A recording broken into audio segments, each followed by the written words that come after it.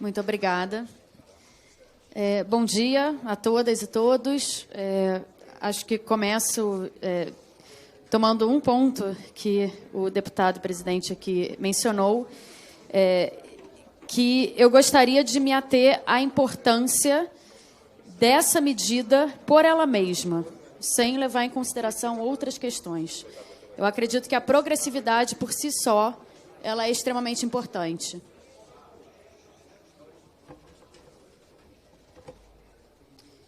Bom, para construir meu argumento, eu gostaria primeiro de apresentar alguns dados relativos à desigualdade no Brasil. Vou me levantar para ver se ajuda aqui com o pessoal a me dar a palavra, por favor. Obrigada. Bom, começar falando um pouco sobre o caso da desigualdade no Brasil. A desigualdade no Brasil ela é extremamente profunda, acho que todo mundo sabe disso, e eu acho que a gente anda num momento assim, um pouco desensibilizado para essa desigualdade. É muito difícil a gente conseguir demonstrar isso e fazer disso uma coisa palpável, né? Os dados da World Inequality Database colocam o Brasil como um dos países mais desiguais do mundo. Quando a gente olha para o percentual de apropriação de renda do 1% mais rico brasileiro, eles levam para casa quase 1/4 da renda brasileira, sendo que eles levam 8% da renda de salários e benefícios e 70% dos rendimentos do capital. Então, esse 1% mais rico, ele é também rico por conta desses rendimentos de capital especificamente. E essa apropriação de 23,6%, ela é muito alta comparativamente com outros países. Enquanto isso, o outro lado dessa moeda é o fato de que os 50% mais pobres levam para casa muito pouco. Então, os 50% mais pobres brasileiros têm 9,1% da renda, enquanto que o 0,1% mais rico tem 11,9% da renda. Então, basicamente, a gente está falando que 200 mil pessoas levam para casa um pedaço do bolo maior que 105 milhões de pessoas. O que isso significa? A gente pode pensar, a gente gosta muito da analogia do bolo, né, para falar do PIB, o PIB e o bolo que a gente vai dividindo, né? Se a gente estivesse falando de uma festa com 1.000 pessoas, é como se uma única pessoa, o bolo da festa fosse dividido em 10 pedaços, uma única pessoa levasse um pedaço e outras 500 pessoas levassem um pedaço para dividir entre si. Isso se a gente pensa no 0,1% mais rico. Se a gente fosse aproximando nesse pedaço, essa desigualdade ficaria ainda muito maior.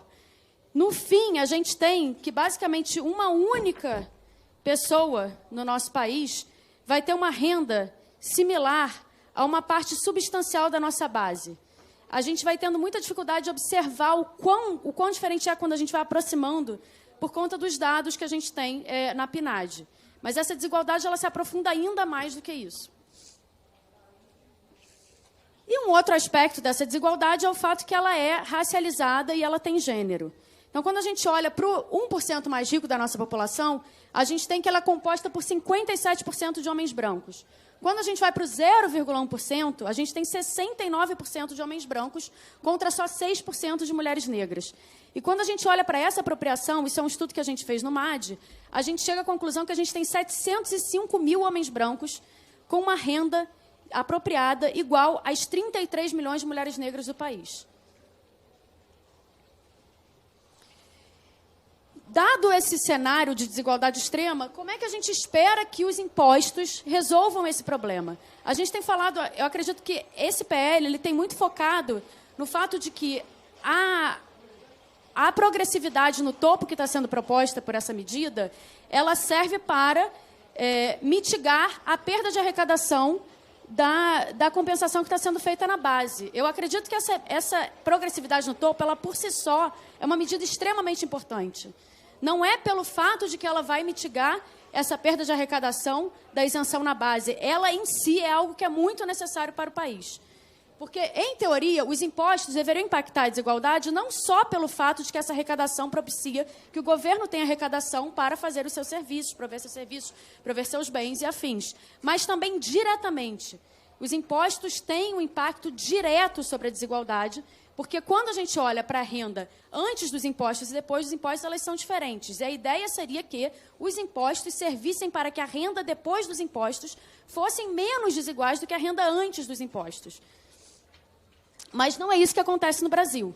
Então, o que acontece no Brasil, isso aqui, enfim, eu vejo que deve ser difícil de ver por aí, mas a barra maior, né, essa barra roxa, ela representa os impostos indiretos.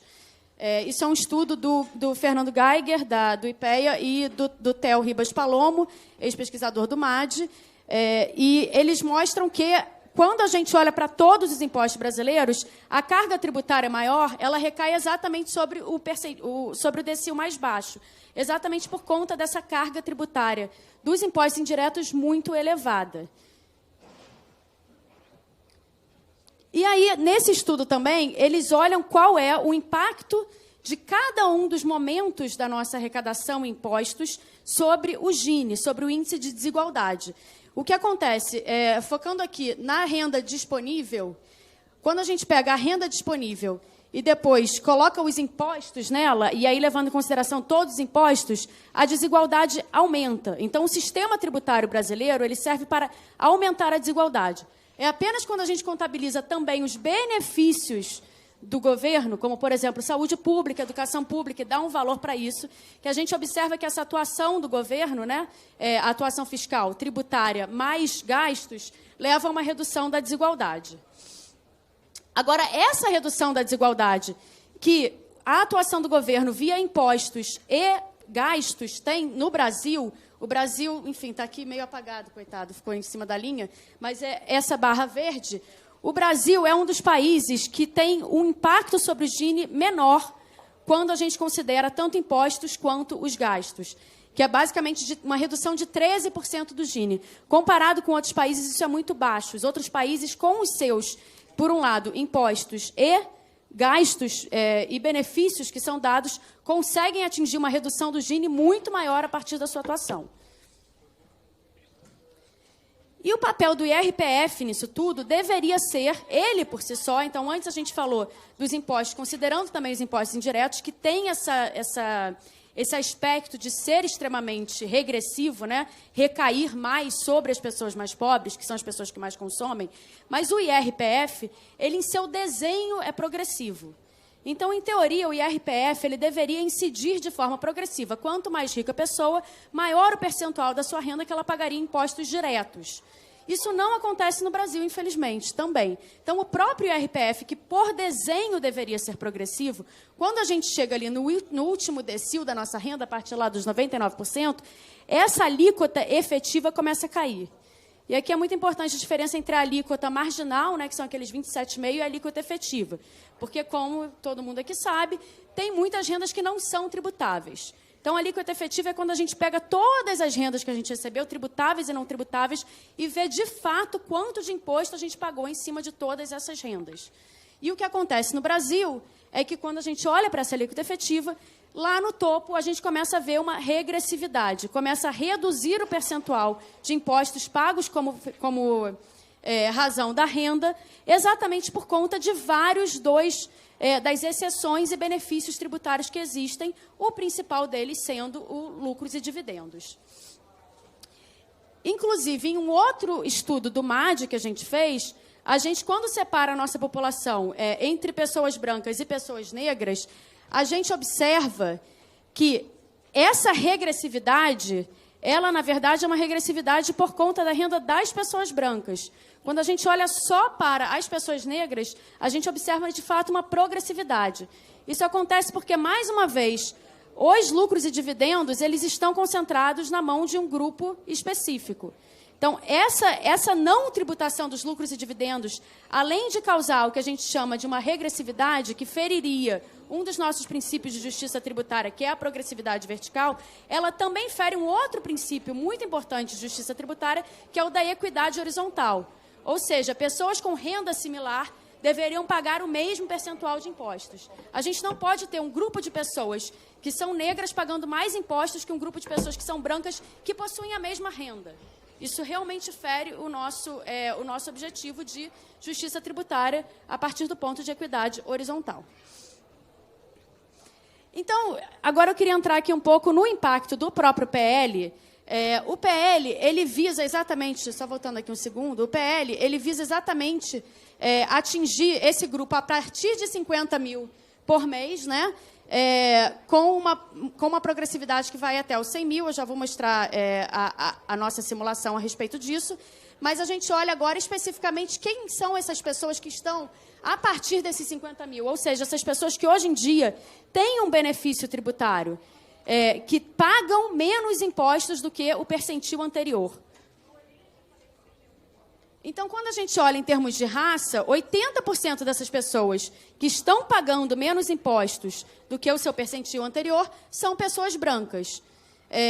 E comparado com a população total com renda, elas estão muito super representadas, né? Na nossa população, a gente tem 44% de pessoas brancas com renda, 55% de pessoas negras, enquanto que o que a gente tem aqui é que, nesse grupo específico do topo, 80% são de pessoas brancas e 17% de pessoas negras. Esse é o grupo de pessoas que, hoje em dia, tem esse benefício de pagar menos impostos do que o percentil anterior.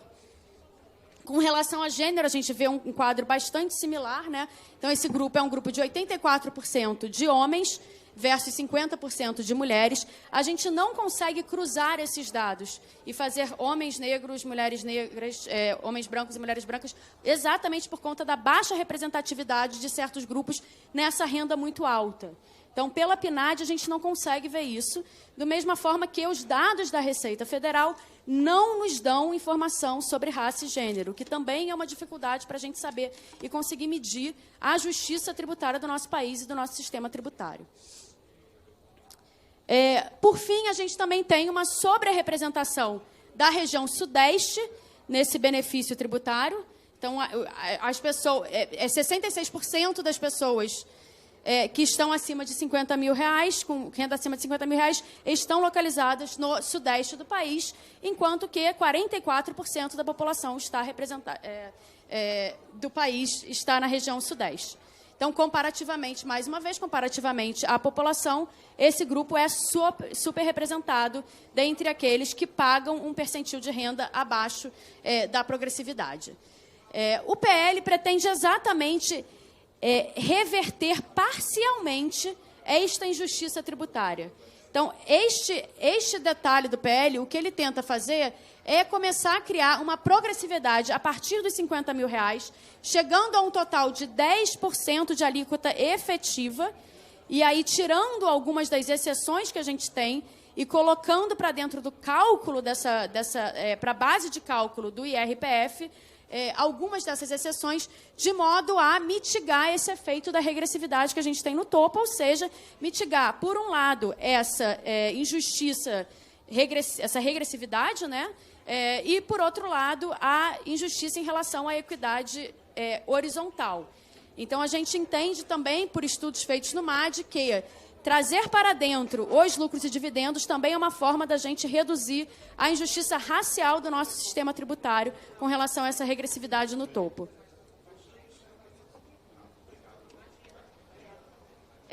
Aqui é só olhando para a diferença, exatamente como que isso aqui vai agir. Então, o que a gente teria é que, a partir dos subdecis 0,7 do 1% do topo, então 0,07 mais ricos do Brasil, começa a agir essa progressividade, que é exatamente quem ganha 50 mil, e isso vai se elevando até alcançar uma alíquota máxima de 10%, ali, a partir desse 0,2% mais rico do Brasil. E essa alíquota efetiva mínima que a gente vai ter ali de 10%, ela ainda é mais baixa do que a alíquota máxima que a gente observa lá no Decil 99, que é de 13%, mais ou menos. Então, como eu disse, isso aqui mitiga parcialmente essa regressividade. Não chega a resolver todo o nosso problema de regressividade no imposto da pessoa física. E, se a gente aprova esta medida, a gente teria agora um Brasil que atualmente figura entre alguns dos países mais desiguais do mundo, quando a gente usa como medida exatamente essa apropriação do 1% mais rico, e a gente teria uma redução dessa desigualdade medida pela medida do 1% mais rico, né? A gente tem diversas medidas de desigualdade. O Gini é a mais utilizada. O problema é que, como ao longo do tempo a desigualdade foi ficando muito concentrada no topo, e o Gini não é tão sensível a essa progressividade no topo da renda, a gente passa a utilizar cada vez mais outras medidas como a apropriação do 1% do topo, que, como vocês lembram lá no início, é de 23,6% no caso do Brasil. Então, a gente conseguiria reduzir um pouco desses 23,6% para um pouco menos, mas de uma forma muito marginal ainda em relação à distribuição mundial. O Brasil ainda continuará sendo um país extremamente desigual. Portanto, uma das propostas que a gente vem fazendo do MAD é exatamente transformar esta regressividade no topo em progressividade de fato. O que está sendo proposto, por enquanto, é algo intermediário. Então, seria mitigar um pouco essa injustiça, mas não, de fato, criar uma progressividade no topo. Para criar uma progressividade no topo, a gente precisaria ter uma taxa efetiva de 11,3% a partir ali do percentil 99, que é exatamente a máxima que a gente observa, e dali aumentar ela um pouco. Então, a nossa proposta seria aumentar a partir dali até em torno de 15%.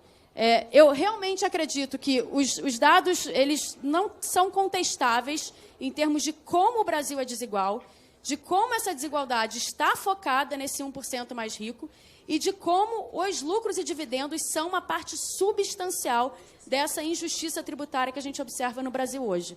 E esse PL, na minha opinião, é uma oportunidade única dos parlamentares de fazerem história e começarem a combater essa injustiça enorme. Muito obrigada.